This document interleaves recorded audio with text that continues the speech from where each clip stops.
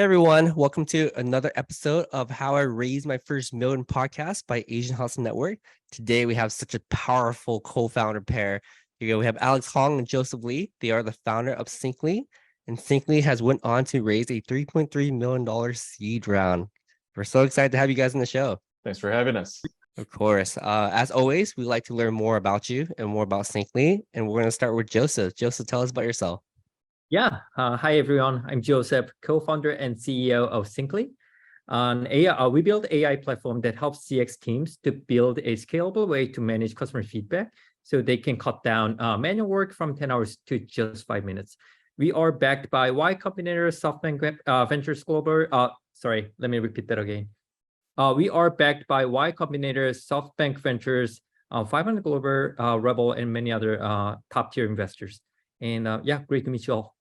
Yes, and I did some background on Joseph as well. He's quite the impressive entrepreneur, serial entrepreneur as well. Before we kind of let Alex talk about his background, I want to dive deeper into your background too. So I saw on your LinkedIn that you were in partnerships, you're a VP of business. Where were your life at before you became a founder for the first time? Yeah, for sure. So this is actually my second company. So I was a founding member at Swalab. Is another AI company that automate quality inspection process for manufacturers.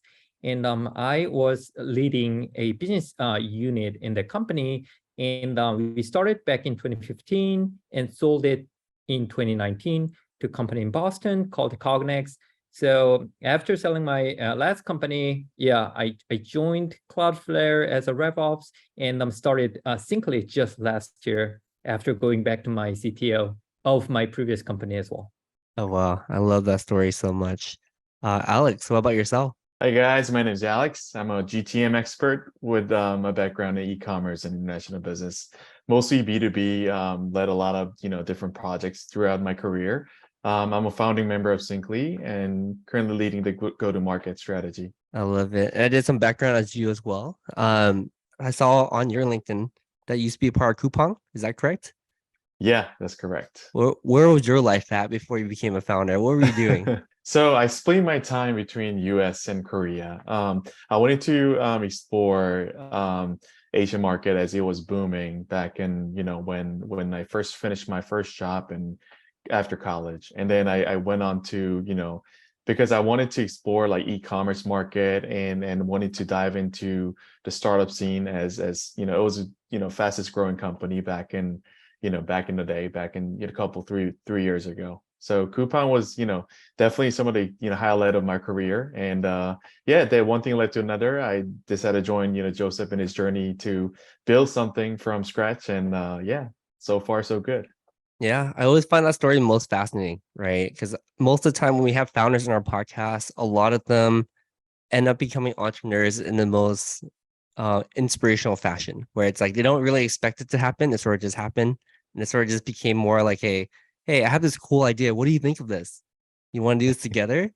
I want to hear more about you guys' backstory. I know you guys have another co-founder as well on the team. How did you guys all meet and decided that, hey, we're going to leave our current careers, our current jobs, and jump into this entrepreneur thing? We've been family friends for me and Joseph are family friends. So we're born in Ohio, and we've known each other for a long time. And when I heard Joseph starting this firm, which was AI startup, and been in this space and coming off from his first impressive exit, I wanted to join the team, and definitely something that I've never done before, and was really excited to just spearhead the US market and make sure that we're helping people out in terms of using our AI and to streamline the process for based on all the learnings that we've done so far. Joseph, let's hear from you too. I know you wanted to say something. No, Alex covered the most of our story, so I'm good. Yeah, I love the fact that you guys are childhood friends. I think growing up, one of my parents always tell me, do not start a business with your friends. It's a terrible idea. But contrary to belief, I think starting business with your friends is almost like a requirement because there's so much trust involved in running a business. So I'm really glad that you guys are able to find your path together and work together. And for the next part, I do want to talk more about Syncly, right? So Syncly is an AI platform to automatically analyze all your customer emails. I think that's a very, very smart business idea nice and simple, does the job. We know exactly what it does. Tell me the inspiration behind Syncly, right? How did this come about? How did this idea come about? Who came up with the idea first? And I think you guys are in a really good market right now too. Like being the AI market, it's extremely hot. Anytime you mention AI to any investor, is like, oh, we get so excited about the concept of AI, right? Especially Joseph's background too, where you have experience running and built and successfully exited an AI company. Tell us about Syncly, how did you get inspiration for it, and how did it start? Yeah, so Syncly uses AI to analyze customer feedback so you can build a product that better connects with your users. When using AI, cost of data visibility dramatically decreases while you can enjoy all the upsides, right? So organizations have same understanding of the customers. Engineering resources are deployed to the most important task first. And you can easily validate your action by looking at the feedback trend, right? And you can also capture why customers are leaving your platform and plan your next launch to prevent it. And most importantly, you can build a feature targeting different customer groups. So these are the value that we're delivering with Syncly. And I'd like to highlight that we've been in the AI industry for about a decade now. That under our belt, we understand one or two things about AI and where to deploy AI and the limitations of the AI. So that makes us, the right people to solve this problem in this market. I love it. I love it. Yeah. And I want this question is I want to direct this at Joseph. So you understand that you guys raised 3.3 million in seed funding from pretty big firms, right? Can you tell us about your experience fundraising for the first time? I know maybe Joseph, you have some experience in your previous company, but walk us through the fundraising process the second time. Like, what was that process like as a second time founder? How did you secure your first check? Let's say after YC. Oh yeah, sure. After YC, awesome. So after YC, it's actually in the middle of YC. So the first check was from John, who is co-founder and CEO at Sandbird. They are also a fellow YC company. And he was actually in my personal network. We went to the same college. And as you know, Sandbird it's a great company. He's building a successful B2B SaaS company here in the Bay Area. So I thought he was the ideal angel investor because he's the one who can give us the right advice on our go-to-market motion and the product as well. So the first angel I, secured was John. So what I did was basically when you build your pitch deck, there's a classic flow. It's starting from the pain and solution and the market competition and why you are the one who are the right person to solve this problem. So we really want to we really try to highlight why we are the right person to dive deeper in this area, because given we have 10 years experience in AI and we know this problem really well because this is someone that we experienced on my previous company. So yeah, so the first check from John, gladly he got persuaded. He write a first check, and after that, things get much easier once you get the first check. So after that, we went to the institute VCs basically, and SoftBank Ventures, who is a lead investor of Syncly. They were actually the previous investor of my previous company. So we had some network as well. And, basically we are leveraging what we are good at. So this is the new journeys and huge market and new opportunities, basically. So that's how we actually pitch our team and the idea to SoftBank to secure their funding. And once you get first funding from any VC, the amazing thing will happen. So it gets much easier down the road. Yeah, I mean, congratulations on that. I love hearing that, right? And that just kind of confirms the fact that being a second-time founder gives you all the advantages. And I just want to throw another question at you.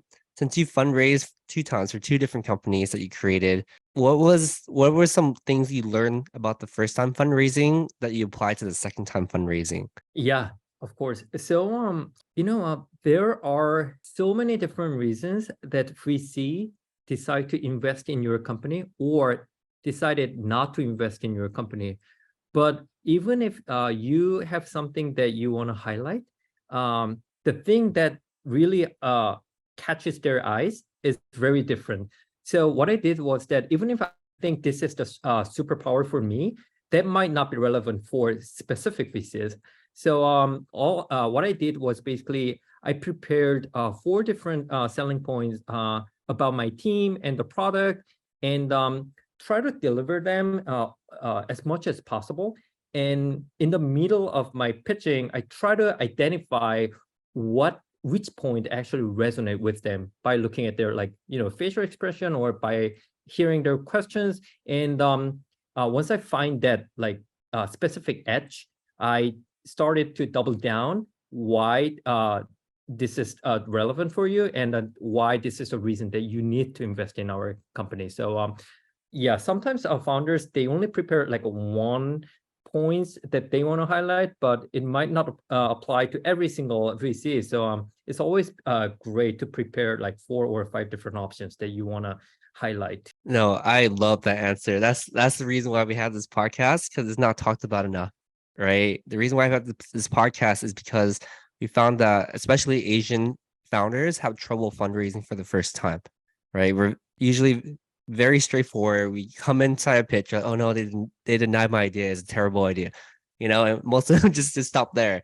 The reason why we have this podcast is we want to hear stories like that, where it's the little cues, right? It's like little EQ stuff that only when you're going through the fundraising process, and you're like, wait, this is not anywhere in the textbooks at all. You don't read about this online at all, but it's something you gain over time and experience, and that's what we want to highlight. So I want to throw the question to Alex. What was going through your mind as you guys got your first two investment checks?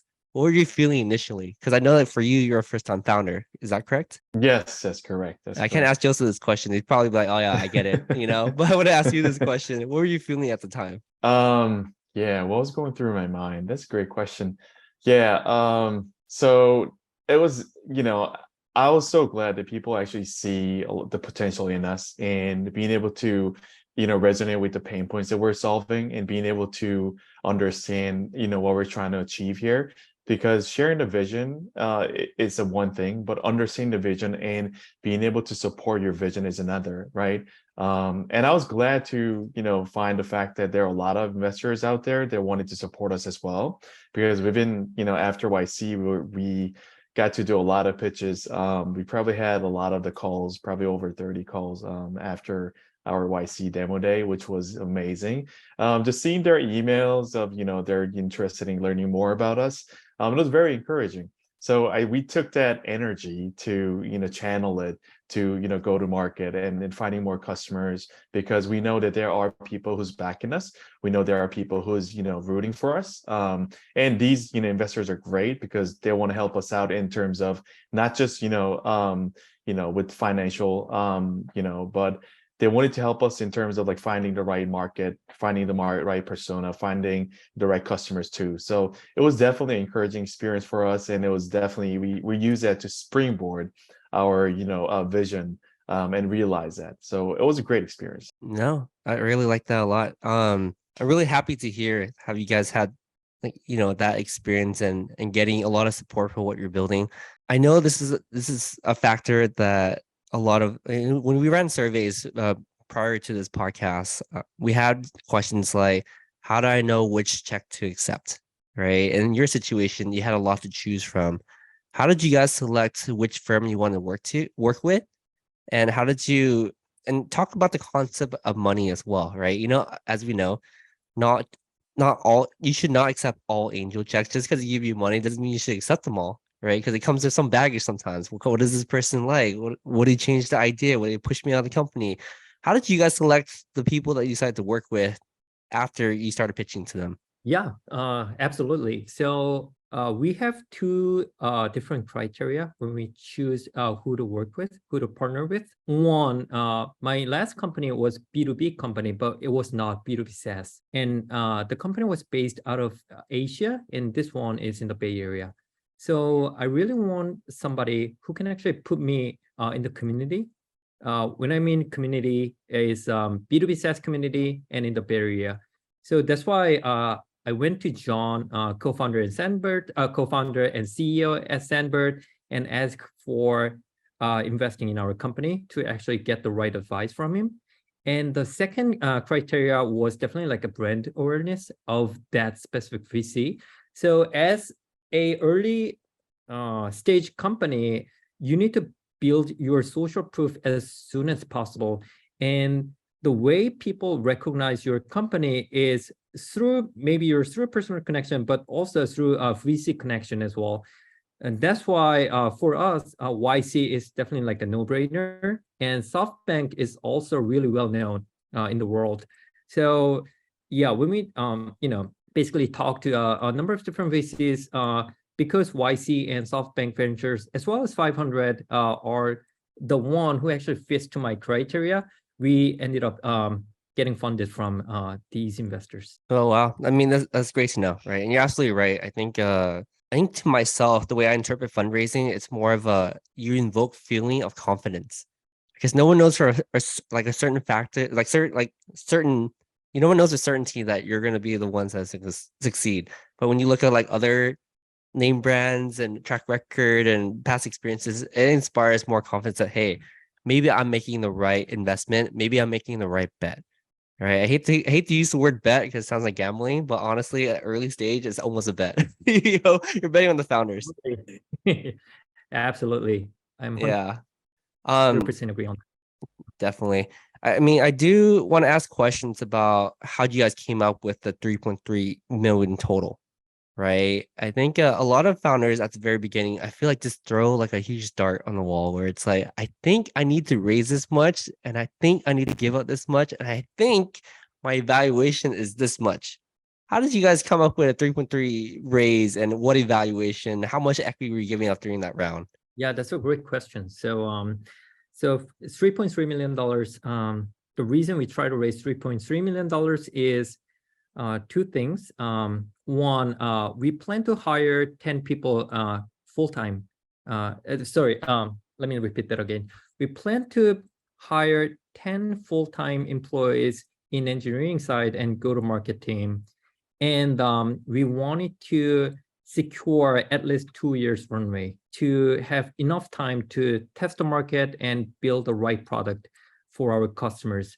So when we do the math on basically like how much money we need to hire and do all the marketing and go-to-market campaign, 3.3 million makes sense for us to actually give us at least 2 years or 2.5 years runway down the road. So we have enough time to, try out everything we wanted to do. And in terms of the dilution, I am not able to like share the specific dilution percentage, but we are falling into the normal boundary, which is between like 15% to 25% dilution for the seed companies. No, I really appreciate that insight. That's a really good perspective. I think a lot of founders are like, hey, I have no revenue, no product, just an idea, but I don't want to give up more than 6% of my company or 10% of my company. And yeah, I mean, dilutions is a part of raising money, right? Essentially, you're giving a piece of your company to get investments into it. That's the normal process. The next question I have is, how do you know when to raise the next round? Like, I know there's some founders that say, let's go out and raise money when you don't need money. Let's go out and raise money. Your revenue's great. Or it's like, oh, just let your burn rate, let's let you run down to 2 more months of burn rate and then go raise money. So I'm not sure what the concept is. And I want to hear from Alex. What do you think? So our goal is to raise Series A by next year. There are a lot of motivations behind it, but understand that because you need to prove your traction, you need to prove your concept and make sure that market is responding to your vision, right? And I think the faster you prove it, is the better your companies recognize. And I think we're eager to prove ourselves in the market. I think there is definitely opportunity for us to prove ourselves in the market in terms of utilizing AI, and not just leveraging AI, but to actually make people's lives better for their CX, for product people, for them to build a product that speaks to their clients. And I think we can definitely do that in the year of time. So far, our traction has been great. We get a lot of interest from the market. So we're trying to, overachieve, right? I mean, you gotta shoot high, aim high, and then make sure that your your target is high enough. But yeah, I mean, Joseph and I are trying to do everything we can to make sure that we're going to hit the Series A as soon as possible. For us, it's more of a how to say not when is the right time, but I think sooner the better. I love it. I love it. I mean, I definitely feel very confident that you guys are gonna crush your Series A, and before we know it, your Series B is gonna be within 6 months. Like, whoa, that's just so fast. It's like a dream, Brian. Dream crazy. Wow. Yeah. No, I definitely during the peak of the fundraising stuff back a couple years ago, like 2021 or something, 2022, you seen like Series B pop up right after Series A. You're like, what the? How's it so fast? For sure. Yeah. Um. So this is not included part of the questions before, but this is a question directly at Joseph, right? So Joseph, I know you exited a company, I believe at over $200 million for Right. your previous company. This is, this podcast is about fundraising, but we haven't really talked about exits. And we don't have that many founders that come into our podcast to talk about exits. I want to ask a question. Why did you decide to sell at that point? Because when you search online and read blogs, you don't find anything straightforward. People would say like, I sold because I was tired of my business, or someone offered me a good price, or I just wanted to get out. What was your reason, if you don't mind sharing, to sell your previous company? No, you see through me. You're 100% right. No, I'm kidding. So when we started our company, we definitely thought about selling our company, but it was not our primary plan for sure. We really wanted to build a really great company, and that's how we got started. That's how we actually started our company with co-founders. And as we are running our company, we actually grow really fast, like almost like double every year. So we were really satisfied with our growth and our like future plan as well. But at the same time, in our like area, in our sector, there's definitely like an incumbent who's been in the market for more than like 30 years, 40 years, right? So what we did was basically automating the quality inspection for the factories, right? And the way customers get the value out of automated quality inspection solution is they buy both hardwares and softwares. And we were a software company, so we provide our software to hardware company who is in the same category, who is same industry as us. And so at some point, we need to decide it, should we actually start building hardware to provide the more value to our customers, or should we join forces with the existing players in the market? That was the point. That was the timing when we started to think about, should we, either like, acquire a company, or should we sell our company? That was really critical discussion for us. And the number one player in the market, we met each other at the trade show, and we really had a great conversation how we can actually partner with each other. And the discussion evolved into an M&A discussion. So we thought about it, and we decided that actually joining force with them actually ended up providing more value to the customers, and we can also focus on what we are good at, which is software capability and deep learning aspect of the product. So that's how the conversation started. And that's how we ended up selling our company.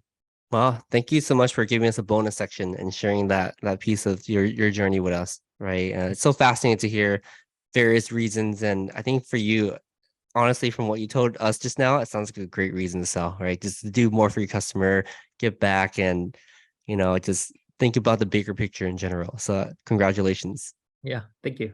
Of course. So we do have one final question, and that question is, if you can if you restart your fundraising journey all over again, what is one thing you do differently?